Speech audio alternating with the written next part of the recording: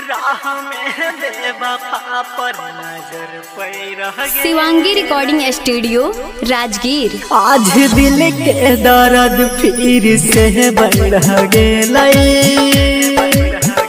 राह में बेवफा पर नजर पड़ गेलई। हमर दिल के दर्द फिर से बढ़ गेलई। राह में बेवफा पर नजर पड़ गेलई।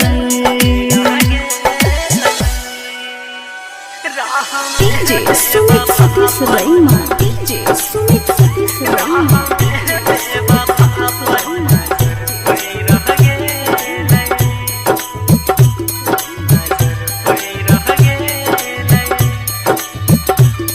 बताइयो कि यार बेवफा के बतिया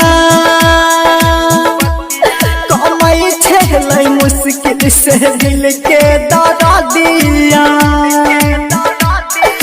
झूठो कसम खा के दिलवा लगैल कई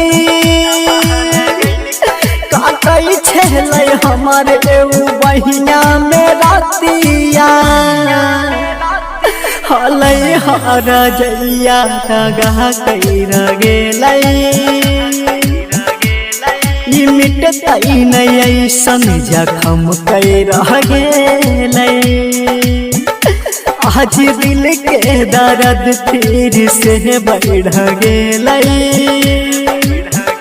राह में बेवफा पर नजर पड़ गेलई। DJ Sumit Satish रईमा, DJ Sumit Satish रईमा।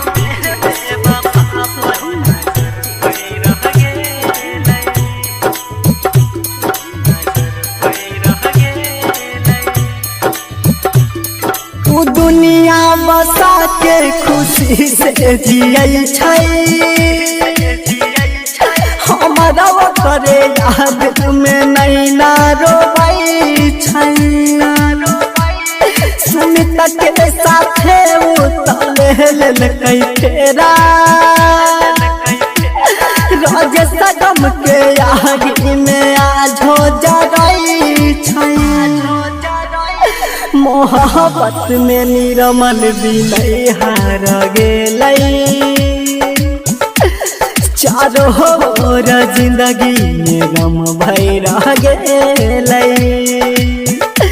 आज दिल के दर्द फिर से बढ़ गेलई। राह में बेवफा पर नजर पड़ गेलई। Shivangi recording studio.